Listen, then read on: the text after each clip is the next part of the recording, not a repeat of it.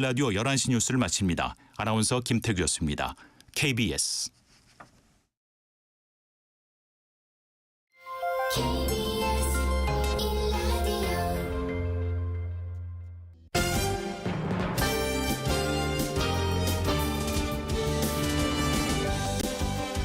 KBS 1라디오 신성원의 오늘 세계는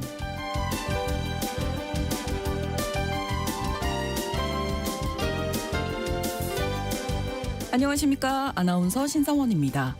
과거 버마라는 이름으로 알려졌던 미얀마는 비옥한 땅과 황금으로 치장한 고대 불교 유적이 많아서 황금의 땅이라고 불렸습니다. 하지만 지금은 오랜 내전에 강진까지 겹쳐서 큰 고통을 겪고 있죠. 어제 미얀마 군사정권이 강진 피해 복구를 위해서 반군과의 휴전을 이달 말까지 연장한다고 밝혔지만 휴전 약속이 제대로 지켜질지 언제쯤 내전의 고통이 끝날 것인지 불투명한 상황입니다. 잠시 후 글로벌 이슈 초대석에서 미얀마에서 온 박지아 씨를 모시고 군부 쿠데타 이후 미얀마의 상황과 미얀마 사람들의 삶과 문화에 대한 이야기 나눠보겠습니다.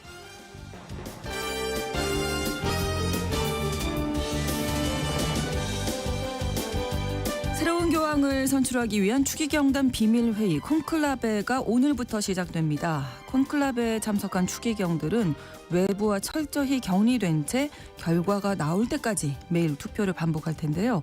이 소식과 함께 오늘 주목할 국제사회 뉴스 헤드라인 뉴스와 키워드로 정리해드리겠습니다. 5월 7일 수요일 KBS 1라디오 신성원의 오늘 세계는 시작합니다.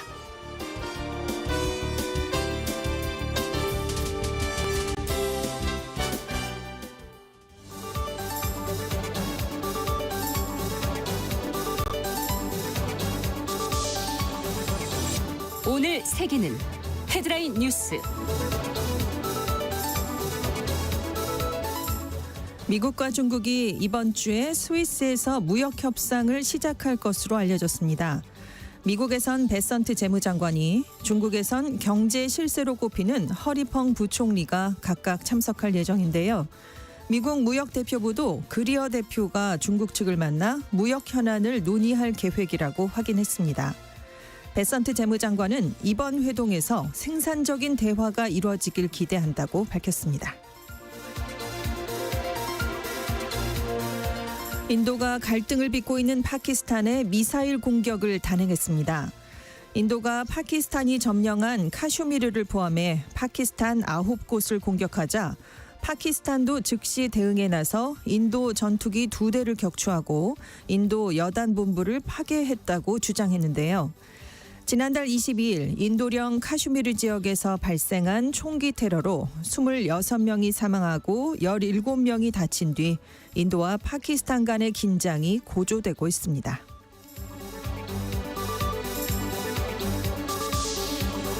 유럽연합 EU가 올해 연말부터 러시아산 천연가스의 신규 계약은 물론 기존 계약도 전면 중단하기로 했습니다.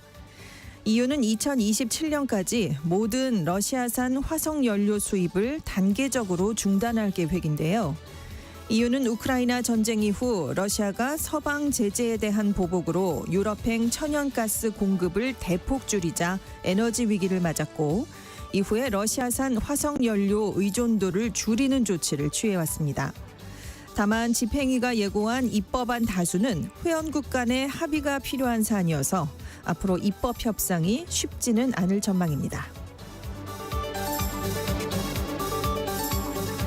영국이 브렉시트 이후 최대 규모의 무역 협정을 인도와 체결했습니다.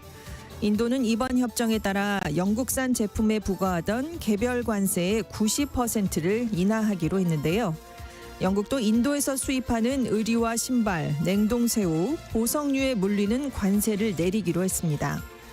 영국 정부는 이번 협정으로 2040년까지 영국 경제가 연간 48억 파운드 증가하고 양국 간 무역도 연간 255억 파운드 더 늘어날 것으로 기대하고 있습니다. 가자 전쟁 발발 후 하마스를 지원한다면서 홍해 인근을 지나는 선박을 무차별 공격해왔던 예멘 반군 후티가 상선 공격을 중단하겠다고 약속했습니다. 미국과 이스라엘이 후티를 겨냥해 대규모 보복 공습을 실시하자 휴전에 동의한 건데요. 이에 따라 미국도 후티에 대한 공격을 일단 멈추기로 했습니다. 다만 후티 반군은 상선 공격 중단을 선언하면서도 이스라엘에 대한 공격을 멈추겠다고 약속하진 않았습니다.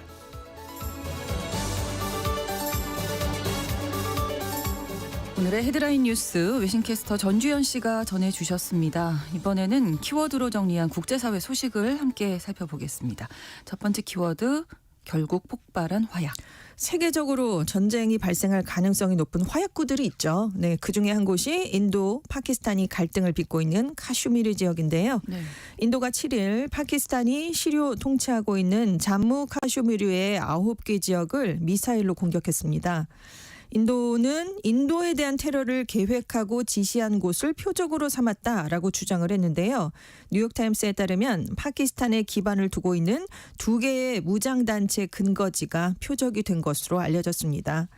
이 샤리프 파키스탄 총리는 이번 공격은 전쟁 행위다라면서 합당한 대응을 해서 조치를 취할 권리가 파키스탄에겐 있다 이렇게 얘기를 했는데요. 네. 그래서 파키스탄 공군이 같은 날 인도에 있는 목표물에 보복 미사일 공격을 했고요.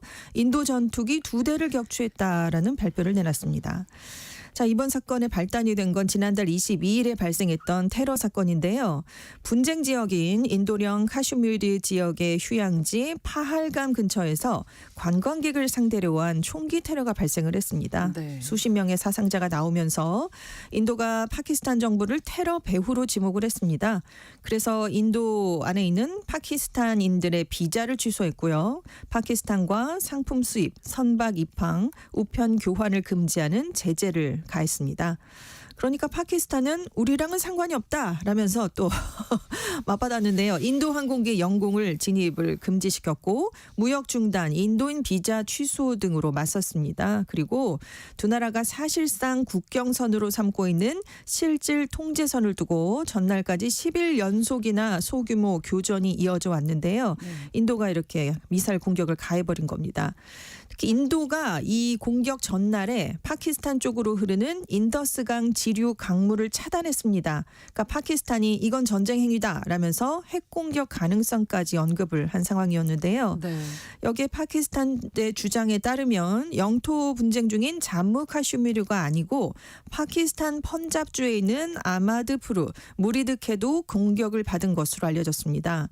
그런데 1971년에 인도와 파키스탄 간 전쟁이 일어난 이후에 인도가 파키스탄 본토를 직접 공격한 게 이번이 처음이거든요. 네. 근데 두 나라는 사실상 핵 보유 국가입니다. 그렇습니다. 네, 그래서 네네. 두 나라가 맞붙으면 확전 우려가 커질 수밖에 없는데요.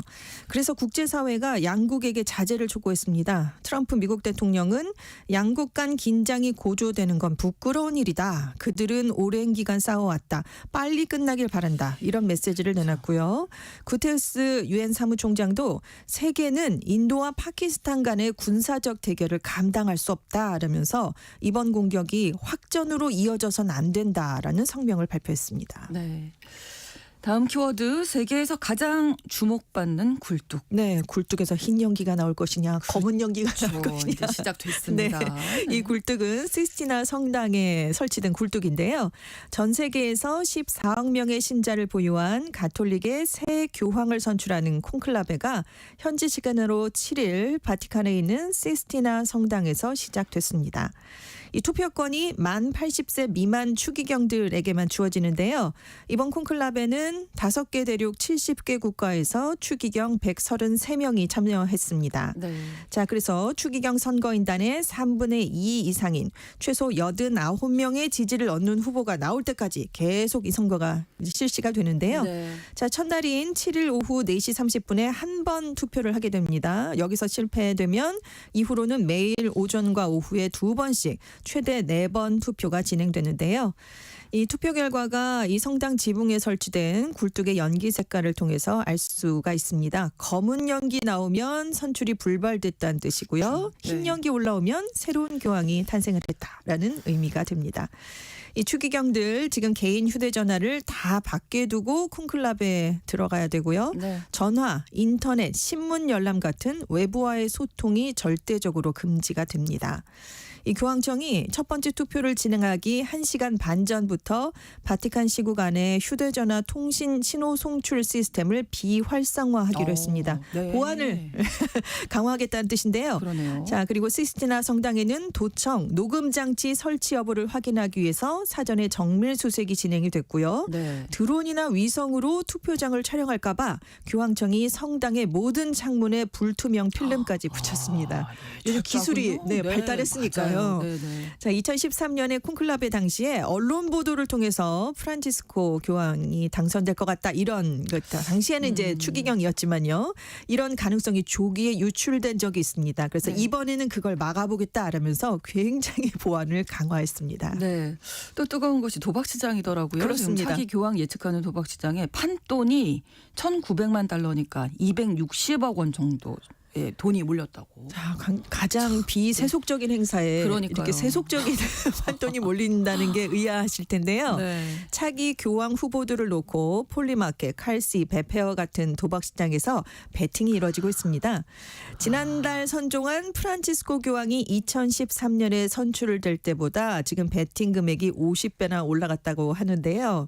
교황 선출과 도박의 결합은 근데 굉장히 오랜 역사를 갖고 있습니다. 네. 1503년에 로마 은행들이요.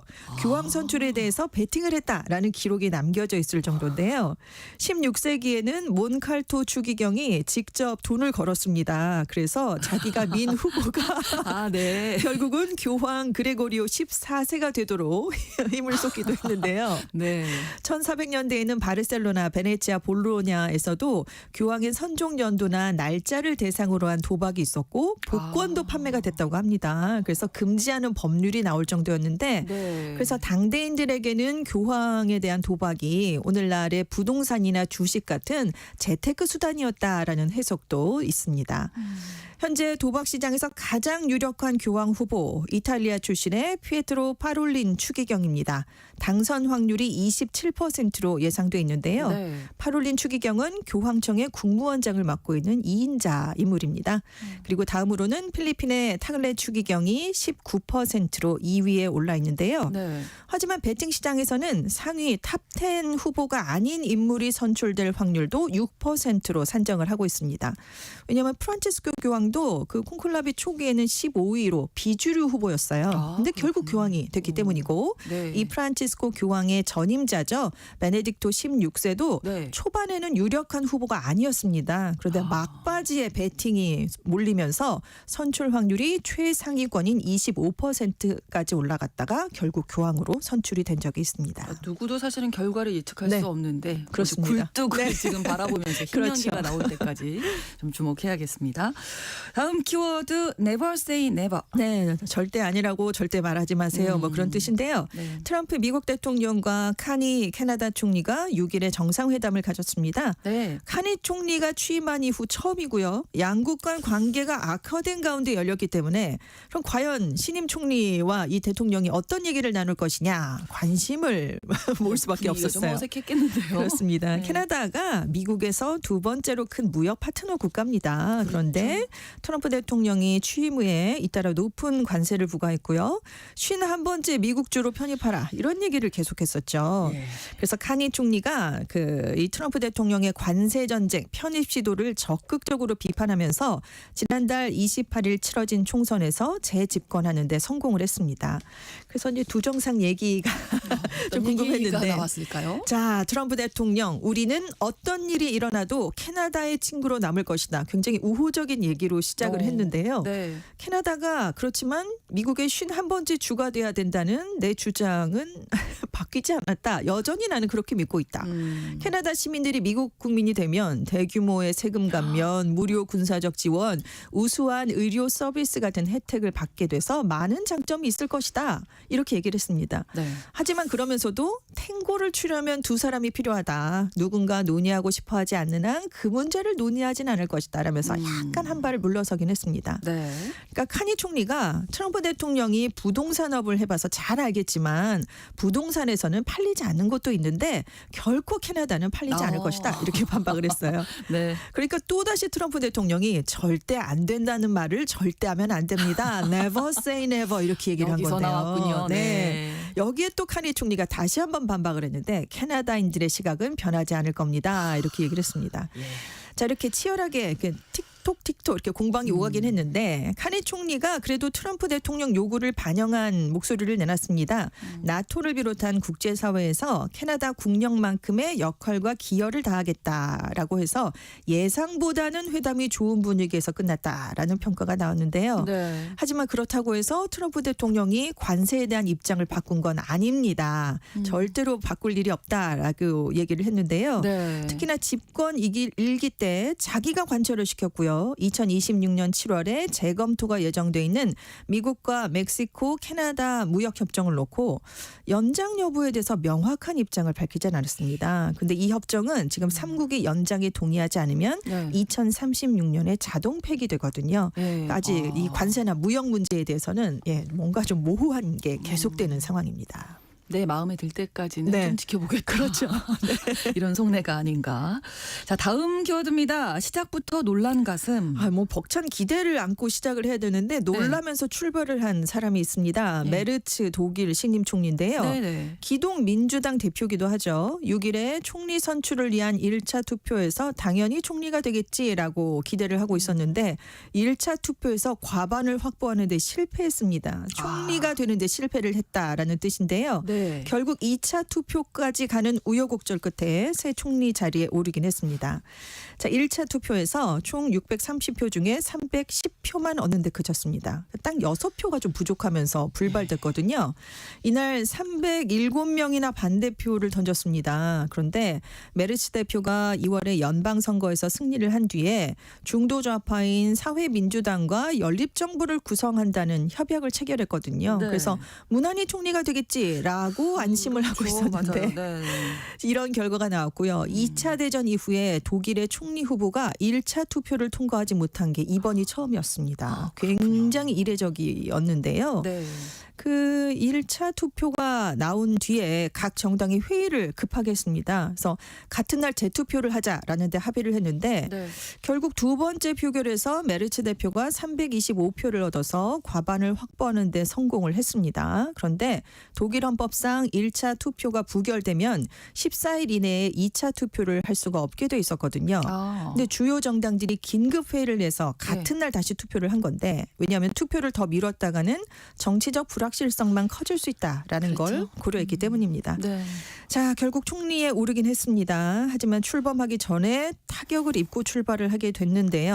자, 1차 투표에서 과반을 확보하지 못했다는 건 메르츠 총리가 자신의 당 내부에서 완전하게 지지를 얻지 못했다거나 연정 파트너인 3인당 안에서 일부 의원들이 이탈했다라는 뜻이기 때문입니다.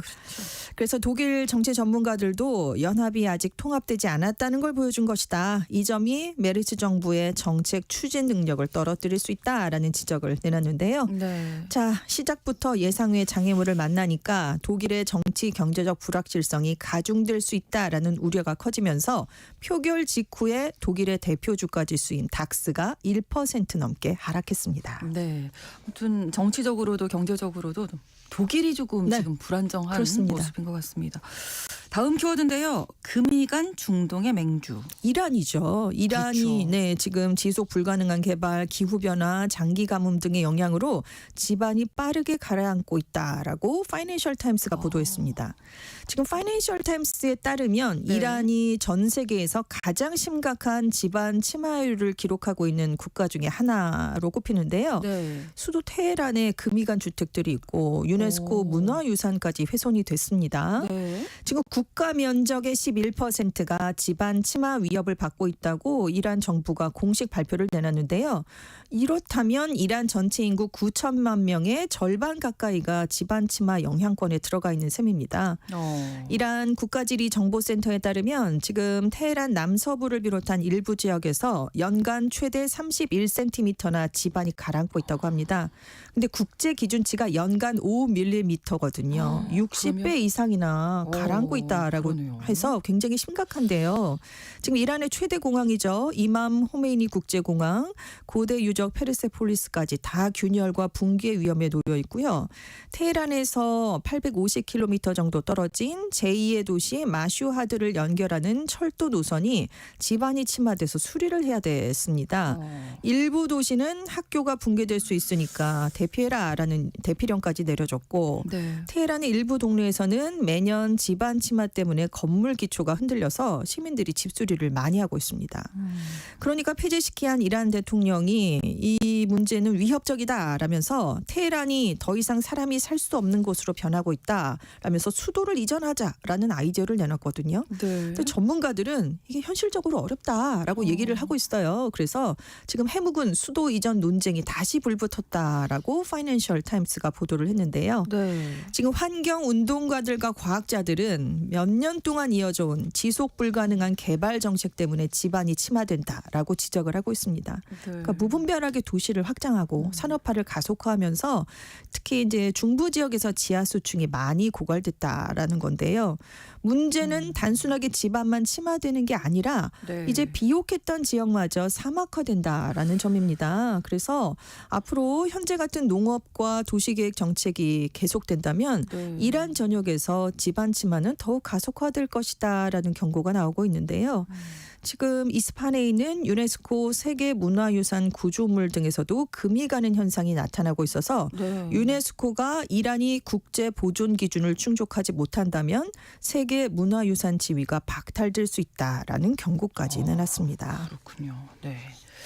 자, 하나 더 알아봅니다. 악명도 명성이다. 중국에서 가장 아름다운 지명수배자라는 별명을 갖고 있었던 여성이요. 네. 출소한 뒤에 중국판 틱톡인 더우인에서 인터넷 방송을 진행했는데 결국 계정이 정지당했습니다.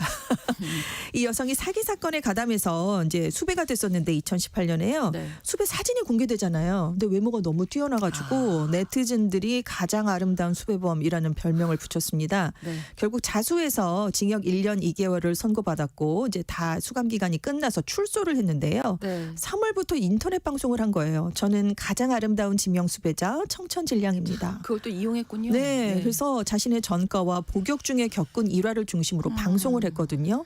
근데 이게 인기를 끌어서 지난달 27일 기준으로 팔로워 숫자가 8,000명을 넘어갔습니다.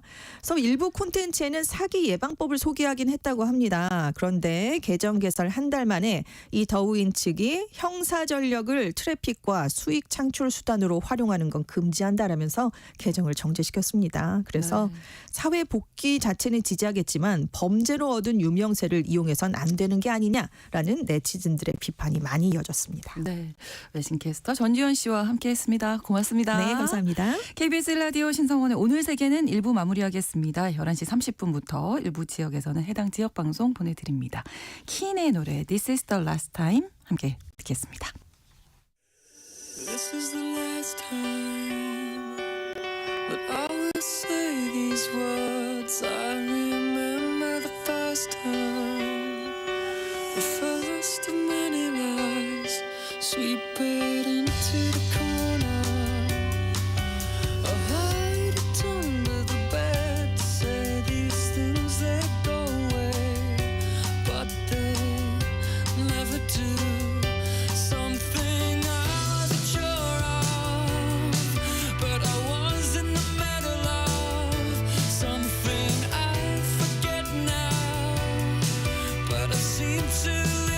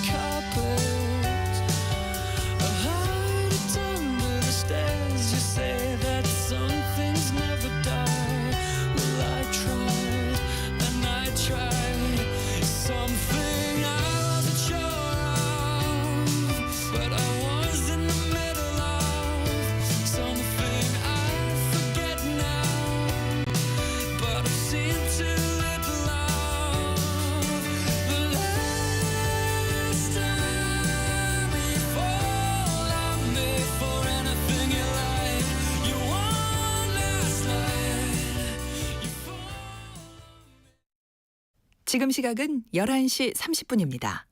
KBS Ladies and gentlemen. 국제사회의 다양한 뉴스를 한눈에 KBS 1라디오 신성원의 오늘 세계는 세계를 바로 보는 최소한의 투자입니다.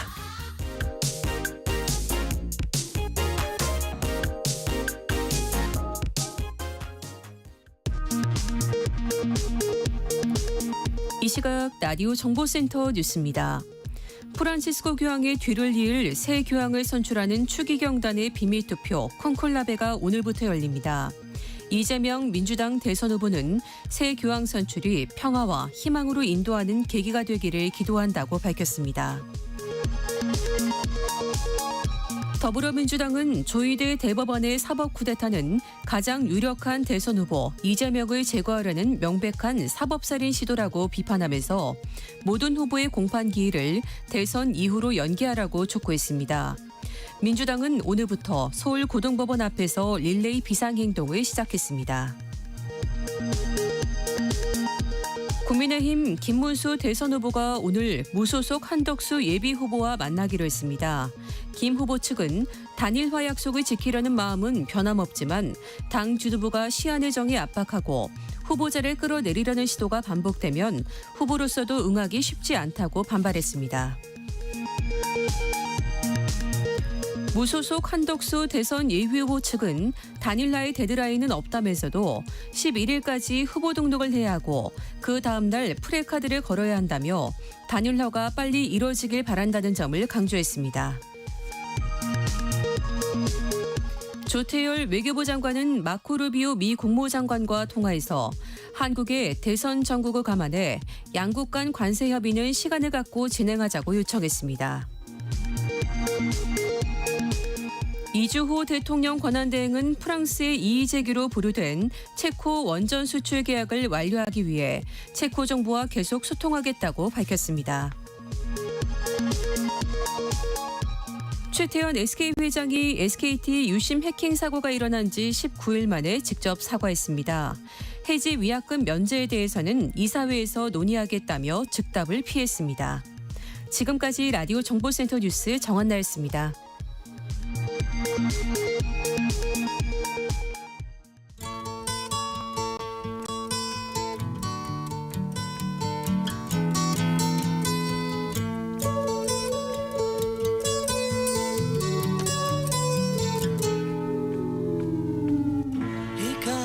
글로벌 이슈 초대석 시간입니다. 한국에 살고 있는 글로벌 이웃과 함께 지구촌에 대한 이해를 쌓아가는 시간인데요. 오늘은 미얀마에서 귀화하셨어요. 박지아 씨와 함께하겠습니다. 어서 오세요. 반갑습니다. 네, 반갑습니다. 네, 먼저 저희 청취자 여러분들께 자기 네. 소개 좀 부탁드릴까요? 네. 안녕하세요. 저는 미얀마에서 온 미얀마 출신 한국인 박지아라고 합니다. 네. 네. 미얀마 이름이 또 있으시잖아요. 네, 미얀마 미얀마에서는? 이름이 네. 짜뇨반이라고 하는데 짠요반. 네, 뜻이 연꽃 아, 의미로 가지고 있습니다. 그렇군요. 네. 네. 그리고 지금 그 성함이 여러 개가 있으시더라고요. 네. 네. 제가 한국에 처음에 왔을 때 네. 박지아 이름으로 활동을 하다가 2022년에 한국 귀화를 했거든요. 그래서 그러시군요. 귀화하고 나서 이제 나도 한국인이 됐다. 한국인들처럼 한국 이름 가지고 싶어가지고 장명소에 가서 이름을 지었어요. 네. 그 이름이 생년월일 뭐 이런 거 맞습니다. 말씀하시고. 맞습니다. 그때 당시 제가 한국말을 잘 못해서 그런가 뭐 많이도 얘기하시는데 네네네. 무슨 말인지 정확히도 기억이 안 나지만 그래도 이름이 이보나라고 네. 이보나라고 지었고 네. 이 성이 이가 제가 인천에 거주하고 있어서 네. 인천 이시로 호주에 올렸습니다. 그러시군요. 이본아 그리고 활동명은 박지아. 박지아 씨고 미얀마 이름도 따로 짠요. 연꽃이라는 뜻의 이름도 네. 여러 가지 이름을 갖고 계시는군요. 네. 예. 이 미얀마에서는 그런데 이런 게 뭐 흔한 문화라면서요. 여러 가지 한 사람이 여러 이름을. 네, 맞습니다. 네. 미얀마가 만약에 이름 하나를 가지려면 네. 신문에다가 공고만 내면 되는데 신문에 네. 공고를 내요. 네, 이름? 뭐 내가 이름을 변경했다. 원래 이름이었는데 이름으로 변경했다. 예. 그 공고만 내면 여러 개 가질 수 있거든요. 아, 그렇군요. 네, 뭐 정부에다가 알려주기도 필요 없더라고요. 아, 네. 신문에만 내면 되는 거예요. 맞습니다. 아, 그러니까 뭐 네. 낯선 그런 상황은 아닌 거예요. 아닙니다. 네, 아, 네, 예, 괜찮습니다. 그러면 2018년도에 이제 처음 한국에 오셨는데 네. 그 전에는 어떤 일을 하셨고 지금은 또 네. 어떤 일을 하시는지도 궁금해요. 제가 한국에 오기 전에 네. 처음에 미얀마에서 법대로 다녔거든요. 아, 네, 법대로 다니면서 한 결혼 방학 중에 네.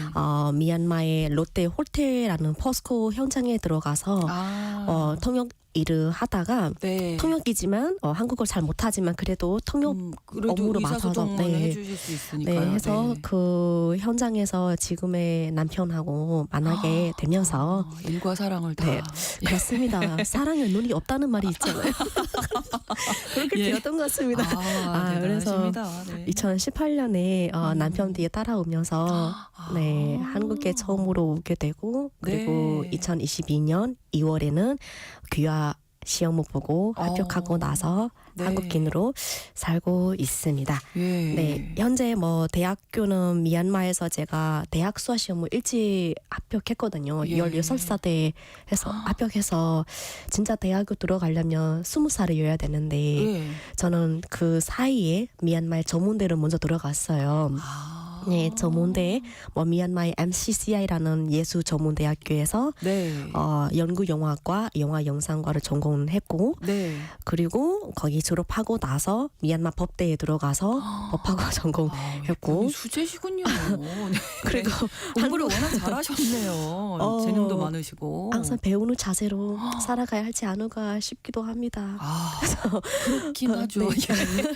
저도 배웁니다. 예. 그렇군요. 네. 지금은 이제 유튜버로 활동을 그러면 하시고, 지금은 방송도 하시고. 네, 맞습니다. 네. 한국에 와서 뭐 네. 한국영상대학교 영상연출과를 전공했고 네. 그리고 지금 현재 중앙대학교 예술대학원에서 공영영상과로 석사 과정 공부하고 있습니다. 영상 관련해서 관심이 많으시군요. 맞습니다. 예. 네. 저희가 이제 미얀마에서 이제 귀화를 하셔 지금은 한국인이시지만 네. 아무래도 지난 3월 28일에 있었던 미얀마 강진 이야기를 안 할 수가 없거든요. 네. 가족들이 아무래도 지금 계시기 때문에 현지에 네. 좀 소식을 많이 접하셨나요? 제가 지금 간진뿐만 아니 전에 미얀마 쿠데타도 한번 그렇죠. 쿠데타 한 번 아니고 이제 네 번째죠. 네. 네, 일어났었거든요. 그때 당시에 엄마하고 연락이 안 되고 나서 엄마가 와이파이 잡힐 때만 연락할 수 있기 때문에 제가 그 계속 연락될 때마다 엄마한테 문자 보내고 했거든요. 예. 근데 항상 엄마한테 연락 준 거 계속 이 지금 강진 때문에 와이파이를 잘 안 되어서 예. 계속 또 전기 상황이 좋지 그래서 않겠죠. 지금. 그래서 뭐 핸드폰만 들고 엄마의 답장, 엄마의 연락만 오기를 기다렸던 것 같아요. 그래서 쿠데타 때도 그렇고 지금 간진 때도 그렇고 지금 네. 더 심각한 거 미얀마가 하루에 4시간밖에 전기가 안 들어와서 그래요. 안 들어와서 그리고 와이파이 인터넷 같은 경우도 전기 들어올 때만 그렇죠. 더 사용할 수 있다고 하고 그래서 엄마가 지금 혼자 계시다 보니까 그래서 엄마의 연락을 계속 매일 있는데 요즘은 계속 기다리고 있는 것 같습니다. 네. 엄마 괜찮으세요? 하고 이제 답이 그래서 오기를 엄마의 답이 계속. 10일에 한 번 정도는 와요. 그래요? 네, 그래서 연락 같은 거는 여동생 통화로 하고 하지만 네네네. 영상 통화로 하게 되면 바로 안 되고 안 되겠죠. 끊어지고 어렵겠죠. 화면이 잘 안 보이고 네네네. 그래서 엄마한테 엄마 영상로 하지 마시고 그냥 우리 문자로. 통화로만 합시다. 네. 아니면 안 되면 문자로 남기고 네네. 제가 바로바로 연락드릴게요. 뭐 이렇게 남겼습니다. 그렇게 물음하셨는데 이제 답이 오기까지 한 열흘 정도 맞습니다. 걸린다고 하니까 네. 얼마나 그 사이에 마음을 졸이셨을까 싶기도 하고요. 그렇습니다. 그래서 예. 저희 뭐 여동생으로 통해서 연락하지만 네. 그래도 엄마한테서 바로 오기에는 좀 쉽지 않더라고요. 네. 지금 네. 미얀마 상황은 어떻게 지금 미얀마가 전해지고 있는지. 얼마 전에 강진이 너무 그러니까요. 심각해서 예. 지금 인명 구조나 가족을 찾으려고 해도 네. 군부의 허락을 받아야만 현장에 가서 가족의 생사 여부를 확인할 수 있거든요. 예. 그리고 지금은 이게 최악의 상황이라고 제가 보이는데 예. 군부는 피해 지역의 반군 지역이라는 명목으로 240회 이상의 공습하면서 폭격을 많이 하고 있거든요. 그래서 지금은 200여 명의 추가 사망자가 발생했다고도 보도도 계속 나와 있고 네. 지금 미얀마 군부는 지난 4월 2일부터 21일간의 휴전을 발표했지만 네. 같은 날에도 사가이주와 까친주 등 일부 지역에서는 군사 공격이 계속 이어졌다는 보도도 나왔습니다.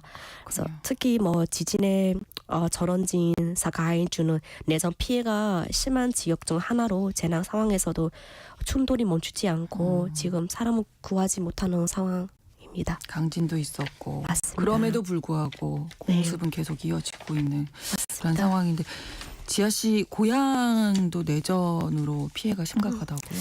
고향이 어디신가요? 네, 맞습니다. 제 고향이 미얀마 소수 민족 중 샨 민족이 제 고향이거든요. 아, 네. 샨족 출신이시군요. 예. 네, 제 고향도 미얀마의 내전으로 인해 예. 피해서 자유롭지 못하는 지역 중 하나예요. 그래서 특히 저희 샨 민족 같은 경우는 네. 태국과 국경을 맞대고 있는 따칠레이 짜인동 지역에 있어요. 아. 저도 거기서 태어났거든요. 네, 네. 하기 때문에 이 지역은 지금 정부군과 일정의 휴전 상태에 있지만 아직도 군사적으로 민감한 구역이라서 버마족이나 버마 군인들이 들어가려면 반드시 허가를 받아야 하는 상황입니다. 그래서 아이러니하게도 오히려 외국인 관광객들은 출입이 가능하고 그렇군요. 네. 버마 군이면 좀 허가를 받아야 하거든요. 네. 그래서 그만큼 중앙 정부와 지역 간에 긴장감이 여전히 남아 있다는 뜻이기도 합니다. 네. 그래서 제가 8살까지 그 샨 쪽에서 살았는데 네. 당시에는 정말 어려운 상황이었어요. 그때 당시에 내전이 너무 심각했기도 하고 네. 그래서 제가 사찰을 전전하면서 지내야 하고 하루하루가 정말 쉽지 않았거든요. 그래서 이후에 제 외할아버지 댁에 있는 미얀마의 옛날 수도 양공, 네네. 양공으로 이사하게 되면서 학교도 다니고 버마어도 처음부터 배우고 네. 하면서 조금씩 안정된 상황을 하게 되었던 것 같습니다. 그래서 지금은 그 고향에 남아있는 가족들도 지금 없지만 네. 제가 그 땅에 태어났으니까 그 고향이 제 그렇죠. 뿌리기도 하고 그렇죠. 내정 상황이 심해질 때마다 마음이 계속 쓰이거든요. 그래서 제 고향뿐만 아니라 미얀마 전체가 언제쯤 평화로워질 수 있을까 하는 마음으로 항상 소식을 지켜보고 있습니다. 네. 미얀마에 소수민족이 많은 걸로 알고 있습니다. 네. 가장 많은 민족이 이제 버마족이어서 네. 버마라고 과거에는 맞습니다. 국호도 그랬었는데 네. 그 민족 간의 차이점이라고 할까요? 네, 차이 문화 버마족과 다양성도 샨족이셨으니까 네. 어떻게 달랐는지도 궁금해요. 저희가 언어부터 다르거든요. 언어도 다르고 전통 의상도 다르고 문화도 다르고 음식도 완전히 다릅니다. 다르군요. 네. 예. 그래서 저희가 지금 버마 쪽은 미얀마 인구의 다수를 차지하고 있고 네. 정치와 행정도 대부분 버마족 중심으로 이루어져 다수를 이루고 있기 때문에 있습니다. 네. 그래서 반면 소수민족은 제가 아까 말씀드렸던 것처럼 언어, 교육, 문화 면의 차별과 이 차이점이 많이 있습니다. 네. 예를 들어서 버마 쪽 요즘은 미얀마 공용어로 사용하고 있는데 네네. 안녕하세요라는 인사말이 네. 버마어로는 민글라바라고 합니다. 민글라바. 네. 민글라바라고 하고 아, 저희 고향 네. 샨 민족 같은 경우는 마이송카라고 합니다. 민글라바 마이송카 마이송카. 너무 다른데요? 네, 그리고 전혀 태국- 다른 나라 아니에요?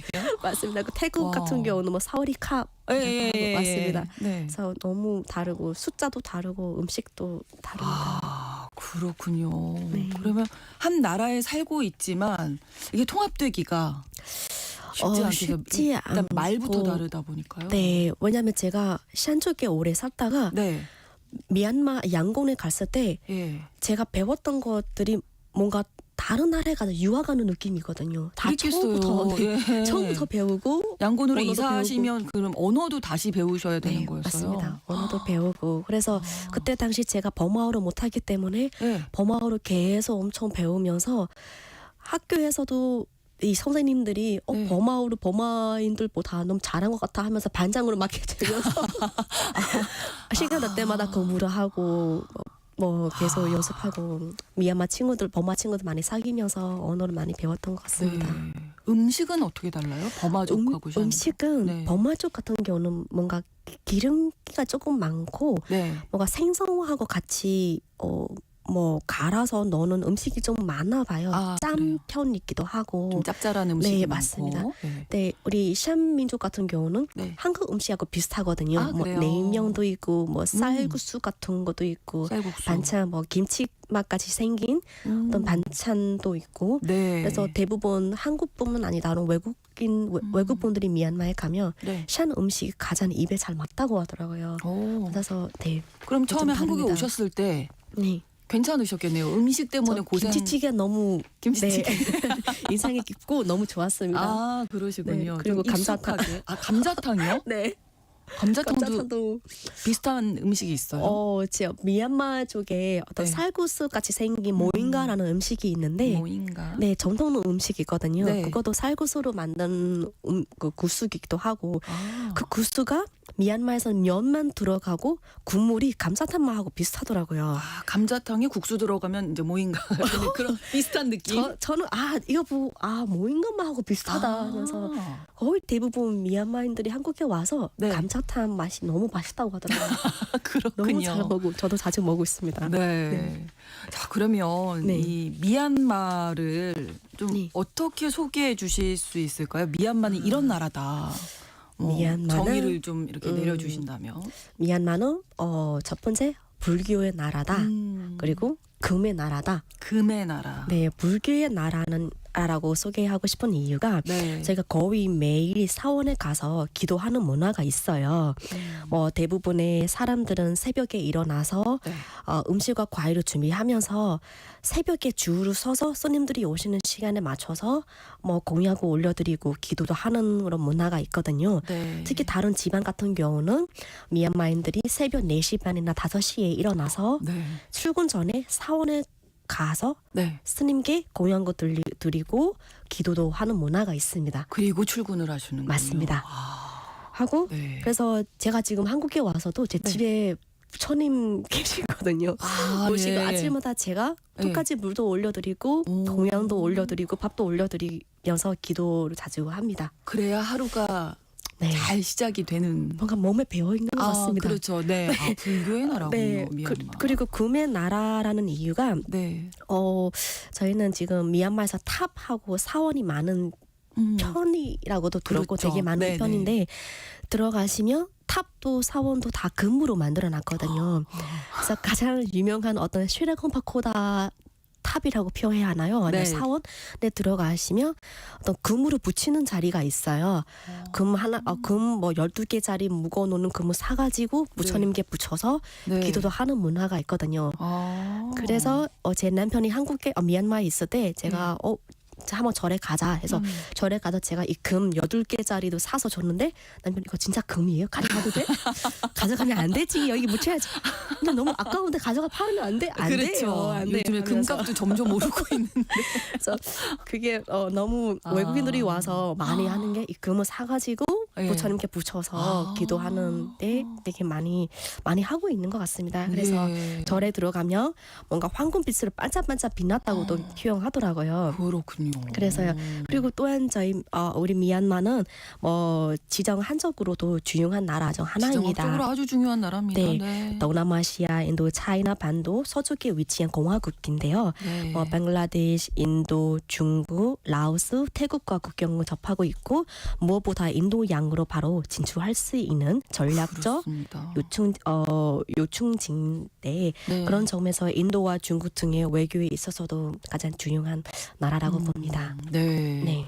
자, 한국과 미얀마 사이 서로 이제 알리는 일을 또 많이 네. 하고 계시는데 미얀마의 봄이라는 연극에도 네. 참여를 하셨고 네. 그리고 미얀마 사람들한테 한국어를 또 온라인 강의로 네. 예, 무료로 또 가르쳐 주신다고요? 네, 맞습니다. 다양한 활동을 하시네요. 네. 우리 미얀마는 이게 쿠데타가 정확히 2021년 1월 새벽에 일어났거든요. 네. 지금이면 쿠데타가 네 번째인데 1962년에 한 번, 88년에 한 번, 그리고 2007년 샴푸란 때도 한 번 발생해서 학생을 비롯해서 민간인 사망자가 8,600여 명을 포함해서 5만여 명의 사망자가 발생하면서 쿠데타가 지금도 계속 이어지고 있습니다. 네. 네, 그래서 민주주의로 갈망하는 미얀마 사람들의 마음을 담는 의미를 가지면서 미얀마의 봄이라는 연극을 하게 됐는데 예. 그 연극에서 제가 실제 이야기의 바탕으로 해서 공연을 보여줬던 연극 중 하나였거든요. 네, 그 연극은 아들의 목숨을 군부에게 빼앗긴 네. 주인공 어머니 역할을 했습니다. 네네. 하고 그 쿠데타 군부가 지금도 쿠데타 군부가 학교로 폐쇄를 해서 네. 학교 다니고 싶어하는 학생도 지금 다니지 못하거든요. 다니는군요. 네. 못하기 때문에 그래서 제가 쿠데타가 일어나고 나서 학생들한테 도움이 될 수 있는 일이 뭐가 있을까. 그리고 미얀마 등 동남아시아에서 가장 한국어가 너무 인기가 많더라고요. 한국 네. 드라마, K-팝이 인기가 많고 특히 한국어 학원 같은 경우도 너무 비싸게 받고 교육하고 있더라고요. 네. 쿠데타 때도 그렇고 너무 비싸게 받고 지금 상황이 좋지 않은데. 네, 않는데도 왜냐하면 대부분 다 해외 나가려고만 해서 그 상황 중에 다들 비싸게 합비로 받아서 하는 것보다 제가 차라리 내가 무료로 하겠다. 네. 무료로 해서 그냥 기초부터 원하는 부분이라든지 어떤 상담 역할이라든지 한국어에 대해서 제가 무료로 하고 싶다. 이렇게 말씀 잘하시는데요. 지금 2018년에 오셨는데 이렇게 어려운 단어까지 이렇게 말씀 잘하시니까 최고의 선생님이시죠. 뭐. 열심히 네. 노력하고 있습니다.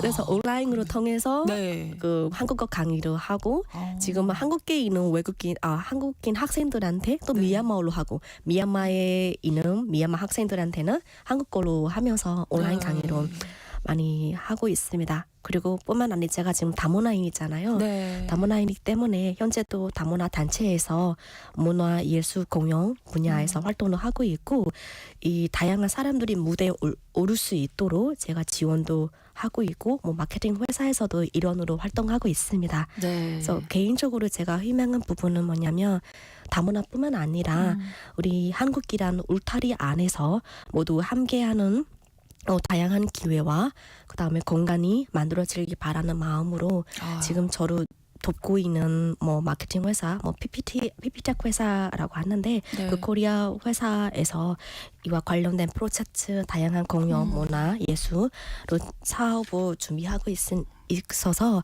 많은 예. 관심과 응원, 지원도 가끔 부탁드립니다. 네, 응원합니다. 네. 불교의 나라, 금의 나라, 미얀마 이렇게 아까 소개를 해주셨는데 직관적으로 사람들이 그 나라를 좀 느낄 수 있는 게 음식이라고 생각이 되거든요. 네. 미얀마에서 대표 먹거리 하면 어떤 게 있을까요? 꼭 소개해주고 싶으신 제가 미얀마 음식? 아까 미얀마 감자탕 음식이 모이냐 맞습니다. 저는 원래 술 맥주도 안 마시는데 네. 첫 번째 소개해드리고 싶은 것은 미얀마 구수 모잉가라는 구수입니다. 네네. 네, 구수가 구수도 한번 미얀마에 가셔서 한번 네. 도전해 보는 것도 나쁘지 않고 제가 쌀국수인 추천해드리고 거죠? 네, 맞습니다. 네네. 살로 만들어서 하는 구수이고 만약에 너무 짠 편이다 입에 안 맞는다 싶으시면 네. 저희 고향 음식 샹커스웨 추천해드리고 싶거든요. 살로 샹커스. 만들어서 하는 구수 중 하나입니다. 네. 그래서 그리고 그다음에 마지막으로 제가 추천해드리고 싶은 것은 저는 술 맥주 안 마시는데 미얀마에서 가장 유명한 미얀마 맥주라고 있더라고요. 미얀마 맥주 있더라고요라고 안 드셔보셔서 있습니다. 네, 있습니다. 미얀마 맥주가 너무- 유명하군요. 네, 맞습니다. 외국인들은 드실 수 있으니까. 이제 종교적인 이유도 맞습니다. 있으시잖아요. 있습니다. 미얀마에서 그 맥주는 네. 제가 이렇게 소개하면 제가 맥주 좋아한다고 생각할 수는 있을까 아니십니다. 아닙니다. 우리 박지아 씨는 술을 한 번도 드셔보신 적이 없으시고요. 그래서 예. 제가 소개해드리고 싶은 전 하나 네. 샹커세라는 샹 누드랑 그다음에 네. 미얀마 맥주. 그다음 미얀마 맥주.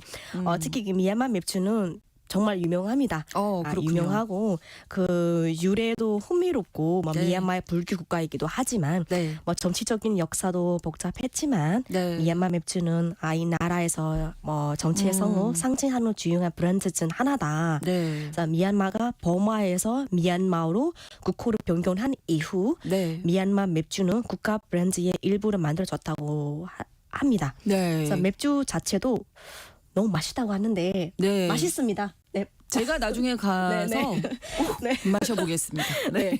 그래서 미얀마라는 네. 이름은 널리 알리려고 하는 위해서. 의도 담기는 저는 네. 너무 재미있습니다. 네. 추천하시는 여행지는 아무래도 양곤을 좀 많이 가시죠? 미얀마 하면. 네. 네. 양곤을 많이 가고 뭐 그래도 제가 추천해드리고 싶은 것은 솔직히 저는 안 타봤는데 제 네. 남편이 네. 타서 직접 얘기하더라고요. 그게 뭐냐면 네. 순환 열차라고. 순환 열차. 양곤에 있는 순환 열차를 꼭 추천해드리고 싶대요. 네, 네. 이게 뭐냐면 양곤 시내를 크게 한 바퀴 도는 열차인데 네, 네. 속도가 느리긴 하지만 걸어가서 따라갈 수 있지만 예, 예. 그래도 우리가 감성이 있거든요. 네, 답답할 수도 있지만 네. 뭐 창밖 풍경이 미얀마 사람들의 평소 삶을 볼 수도 있고 너무 좋아서 네. 추천해드리고 싶다고 합니다. 그래서 알겠습니다. 미얀마는 대략 한국에 보시면 1970년, 80년대 정도 분위기라고 보시면 되는데 네. 그 시대의 품격을 좋아하신다면 네. 재미있게 보실 겁니다. 네, 네. 알겠습니다. 미얀마에 대해서 조금은 좀 가까워지지 않았나 이런 생각이 드는데 네. 마지막으로 못다 하신 말씀 있으시면 미얀마 관련해서 바람이 있으시다면 바람이 있으시다면 네. 제가 마지막으로는 네. 특히 저는 미얀마의 안타까움과 아. 자랑스러운 거 바라는 점을 말씀드리고 싶은데요. 네. 저는 한국에 온 지 지금 7년이 되었거든요. 네. 그래서 저희가 지금- 시간이 많지 않아서 네. 그래서 제가 뭐 안타까운 것은 뭐 아름다운 문화와 마음씨를 지닌 사람들이 평화롭게 사지 못하고 있다는 현실입니다. 그렇죠. 네. 그래서 올해 군부 통치와 정치적 혼란 그리고 최근의 내전과 인권 문제는 수많은 이들에게 공통의 불안을 안기고 있습니다. 네. 그래서 제가 바라는 점은 딱 하나예요. 네. 평화롭고 자유로운 나라 그리고 아이들이 웃으면 학교에 다닐 수 있는 나라 알겠습니다. 네 문화와 전통이 존중받고 가짜의 꿈을 펼칠 수 있는 사회 알겠습니다. 네. 그리고 이 모든 것을 스스로 선택하고 지켜나갈 수 있는 주권과 자립이 꼭 회복되기를 진심으로 기도하고 바라는 점이 중 하나입니다. 네, 오늘 박지아 씨와 함께 이야기 나눴습니다. 꼭 기원하겠습니다. 오늘 네, 고맙습니다. 감사합니다. KBS 네. 라디오 신성원의 오늘 세계는 내일 오전 11시 5분에 다시 뵙겠습니다. 고맙습니다.